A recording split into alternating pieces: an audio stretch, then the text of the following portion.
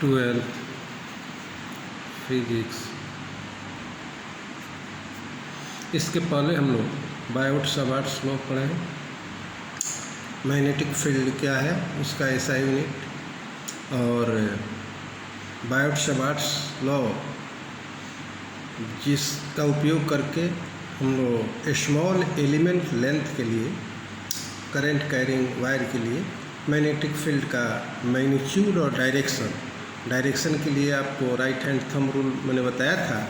Biot-Savart's law में मैंने बताया था, बायोट-सावर्ट्स लॉ में हमने ये बताया था कि अगर कोई करंट कैरिंग वायर है, I करंट फ्लो करता है और इसमें स्मॉल एलिमेंट लेंथ dl लेते हैं, या स्मॉल एलिमेंट लेंथ dl जो है इसका डायरेक्शन करंट के डायरेक्शन में होता है, और इसके कारण किसी पॉइंट P पर इस स्मॉल एलिमेंट के कारण मैग्नेटिक फील्ड स्मॉल dB हम लोग लेते हैं। यह बराबर जो होता है वह μ0/4 I dl sine theta by r square. यहाँ से यहाँ तक के बीच की दूरी हम लोग r माने तो, और दोनों के बीच का एंगल थीटा माने तो हमारा इतना आता है स्मॉल एलिमेंट के कारण। ठीक है, इसका डायरेक्शन के लिए हमने राइट हैंड थंब रूल बताया था कि करंट के डायरेक्शन में हम लोग थंब को रखते हैं और फिंगर को कर्ल करते हैं। जिस डायरेक्शन में वो कर्ल होता है वही मैग्नेटिक फील्ड का डायरेक्शन। तो यहाँ जो कर्ल हो रहा है वह क्या है, वह इनवर्ड हो रहा है, तो इसका डायरेक्शन यहाँ इनवर्ड, जिसको क्रॉस से इंडिकेट करते हैं। अब इस लॉ का उपयोग एप्लीकेशन भी पढ़ना है आपको, तो एप्लीकेशंस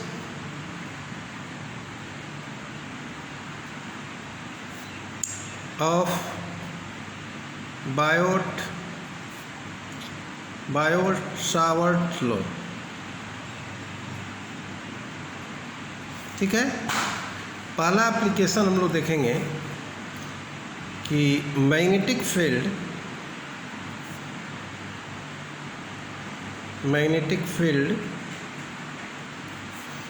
एट द सेंटर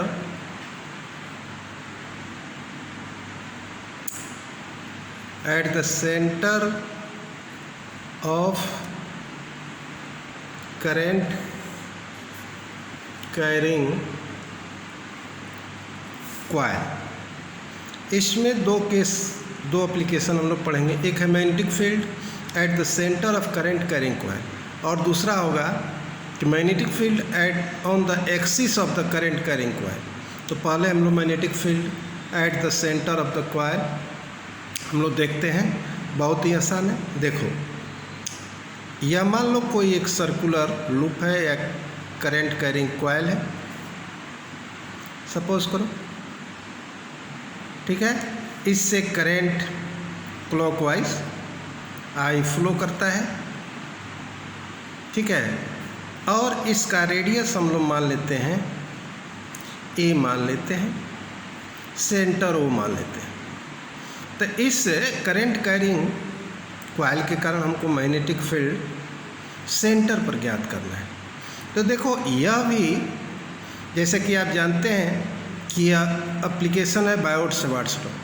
अब बायोट-सावर्ट्स लॉ का यूज हम लोग स्मॉल एलिमेंट के लिए ही यूज़ करते हैं, तो इसमें भी हम लोग स्मॉल एलिमेंट ले लेंगे। ठीक है, स्मॉल एलिमेंट वह क्या होगा, dl होगा, ले लेते हैं। और देखो, करंट का डायरेक्शन ऐसे हो जाएगा। ठीक है, तो चूँकि किसी भी पॉइंट पर जाओगे, जैसे यहाँ जाएंगे तो करंट का डायरेक्शन ऐसे हो जाएगा, यहाँ जाएंगे करंट का डायरेक्शन ऐसे।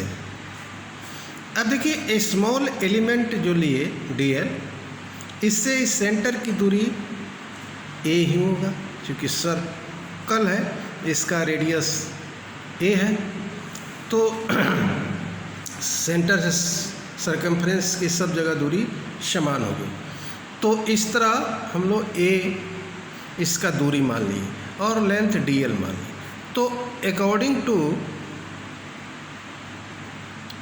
Biot-Savart's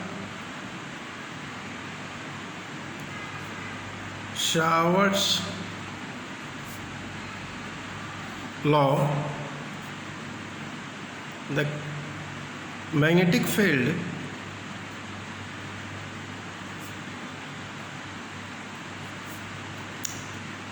due to a small current element of length dl। तो यह क्या होगा, यहाँ dB बराबर हो जाएगा म्यू नॉट बाई 4 पाई फिर I dl sine theta by यहाँ से यहाँ तक की दूरी, सेंटर से इस एलिमेंट लेंथ की दूरी a है तो a स्क्वायर। तो देखिए ये साइन थीटा अर्थात इसके बीच जो एंगल बन रहा है यह 90 डिग्री है। तो यहाँ हम लोग लिख सकते हैं dB बराबर म्यू नॉट बटा 4 पाई I dl साइन 90 डिग्री और बाई a स्क्वायर। साइन 91 होता है तो dB बराबर हो जाएगा म्यू नॉट बटा 4 पाई I into dl by a square. ठीक है। अब चूँकि देखो ऐसा एलिमेंट सब जगह हो सकता है, यहाँ भी हो सकता है, यहाँ भी हम ले सकते हैं, सब जगह समान होगा और इसका डायरेक्शन भी होगा। अगर करंट का डायरेक्शन में हम लोग थंब रखते हैं तो यह सेंटर पर क्या होगा, इन वाट्स हो जाएगा। तो इस तरह हम लोग देखते हैं कि सभी को अगर जोड़ देते हैं तो हमारा magnetic field at the centre due to this current carrying coil का वैल्यू निकल सकता है। तो जोड़ने के लिए हमको क्या करना पड़ेगा, जोड़ने के लिए हमको इसको इंटीग्रेट करना पड़ेगा। तो ठीक है, magnetic field at the centre O due to current carrying coil. तो dB को इंटीग्रेट कर दिए, फिर इसको भी इंटीग्रेट करेंगे म्यू नॉट बटा 4 पाई, इसका integration I dl by a square अर्थात म्यू नॉट बटा 4 पाई I बटा a स्क्वायर। a तो कांस्टेंट है जिसका रेडियस सभी जगह समान होगा, सेंटर से बीच की दूरी, सरकमफ्रेंस के बीच की दूरी समान होगा, I भी कांस्टेंट है। तो इस तरह केवल वेरिएबल क्या है, dl, और dl total length of this circle indicate करता है। तो उसको हम लोग क्या लिखेंगे, म्यू नॉट बटा 4 पाई I बटा a स्क्वायर। dl का इसका लेंथ क्या हो जाएगा सर्किल, तो वह हो जाएगा circumference of the circle that is 2 pi a। एक पाई से पाई कट गया, यह भी कट गया, 2 हो गया, a स्क्वायर से a कट गया, तो बचा कितना, b बराबर आ गया म्यू नॉट बाई 2 I बटा a। That is the expression for the magnetic field at the centre of current carrying this coil. इस तरह हम लोग सेंटर पर निकाल सकते हैं। अब हमको मान लो स्पेशल केस में हम देखते हैं कि अगर मान लो सेमी सर्कल दे दिया, जैसे मान लो, तो कैसे हम लोग निकालेंगे। स्पेशल केसेस में फर्स्ट में क्या है, सेमी सर्कल हो, जैसे मान लो फॉर द सेमी सर्कल, तो हम लोग कैसे मैग्नेटिक फील्ड ज्ञात करेंगे, बायोट-सावर्ट्स लॉ। सेमी सर्कल का मतलब यह हो गया, देखो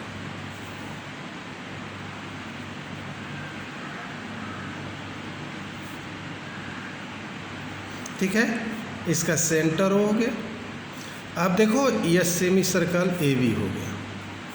फिर यहाँ से इसकी दूरी हम लोग ए मान लिए, यहाँ स्मॉल एलिमेंट लेंथ ले लिए, that is D L. Current का डायरेक्शन यह है।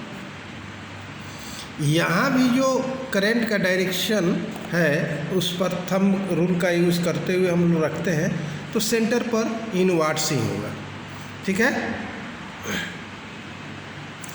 तो फिर हम लोग यहाँ निकालेंगे, तो इस डी बी का वैल्यू क्या आता है, सर्किल के लिए क्या आता है,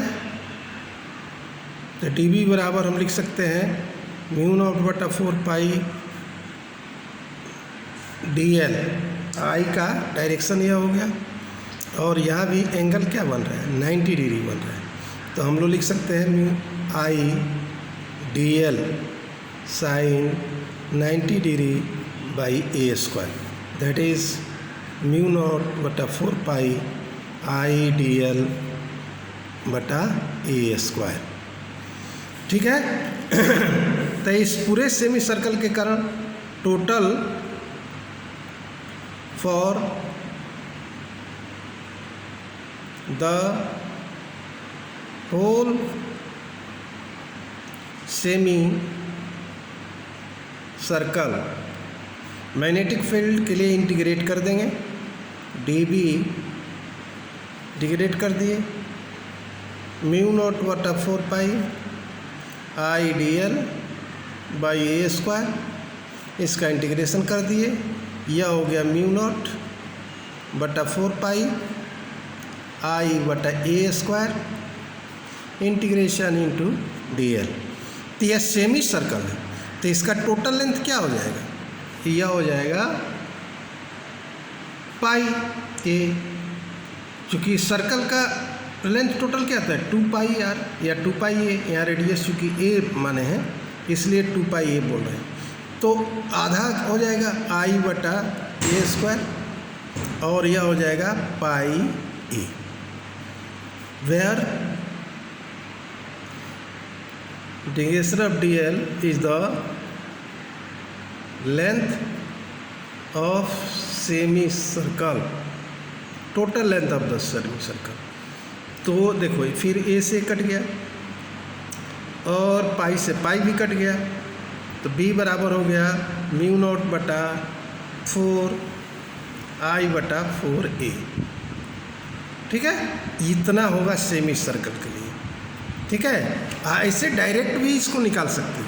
अगर मान लो तुमको दिया हुआ है, आपको मालूम है कि सेंटर पर whole circle current carrying coil के कारण मैग्नेटिक फील्ड बी बराबर आपको आता है म्यू नॉट बटा 4 पाई आई बटा ए, 2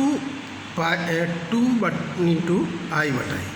सर्किल के लिए सेमी सर्किल क्या होता है, उसका लेंथ आधा हो जाता है, आधा हो जाएगा सर्कल का, तो म्यू नॉट बटा 2 आई बटा ए, तो यह हो गया बी बटा 1 बटा म्यू नॉट बटा 4 आई बटा ए, अर्थात देखो सेम आ रहा है यह, तो इस तरह भी डायरेक्ट निकाल सकते हैं।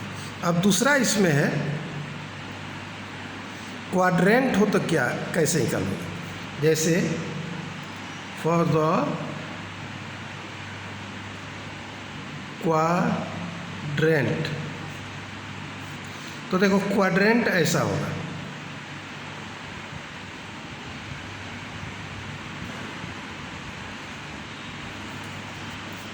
देखो ऐसे,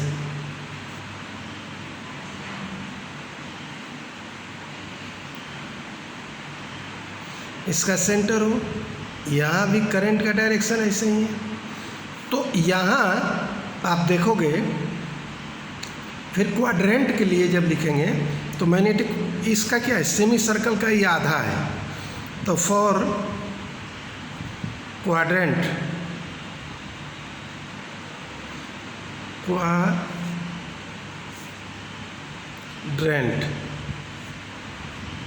तो इसके लिए आप निकालते हो तो b बराबर, फिर अब सेमी सर्किल का जो है उसका आधा कर दो, तो म्यू नॉट बटा 4 पाई आई बटा ए। तो बी बराबर कितना हो गया 1/8 pi mu naught by A into I. 8 pi आ जाएगा, उसका आधा हो गया। ठीक है। अब देखिए एक चीज़ और, अगर मान लो ऐसा फिगर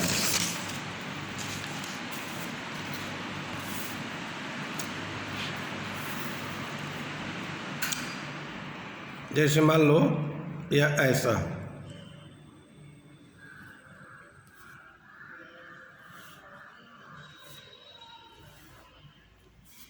ठीक है, यह थीटा एंगल बनाता है, आर्क हो गया, आर्क के कारण तो थीटा एंगल बनाता है ऊपर। आप देखिए इसका लेंथ मान लो, रेडियस हम लोग ये मानते हैं, आर्क का लेंथ हम लोग एल मानते हैं। ठीक है।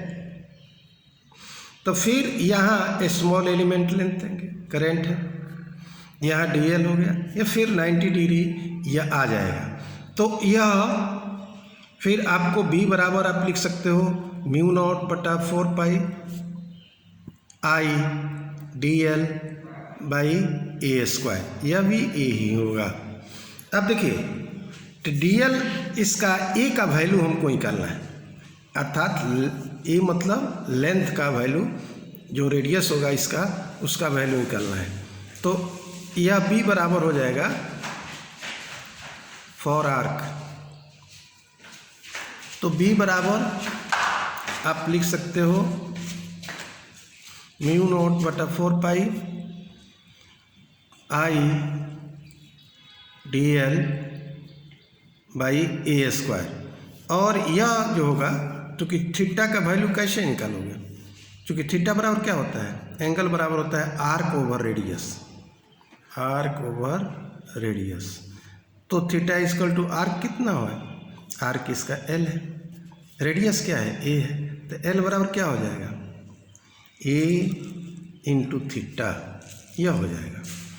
तो इसको इंटीग्रेट करके इसका वैल्यू जब ज्ञात करोगे तो आ जाएगा म्यू नॉट बटा 4 पाई।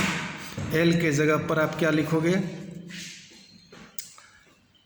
यहाँ एल लिख देते हैं, एल के जगह पर हम क्या लिखेंगे ए थीटा बाई ए स्क्वायर, अर्थात बी बराबर हमारा आ गया म्यू नॉट बटा 4 पाई आई, ए से कैंसिल हो गया, आई बाई ए इंटू थीटा। इस तरह हम आर्क के वैल्यू मैग्नेटिक फील्ड पर ज्ञात कर सकते हैं।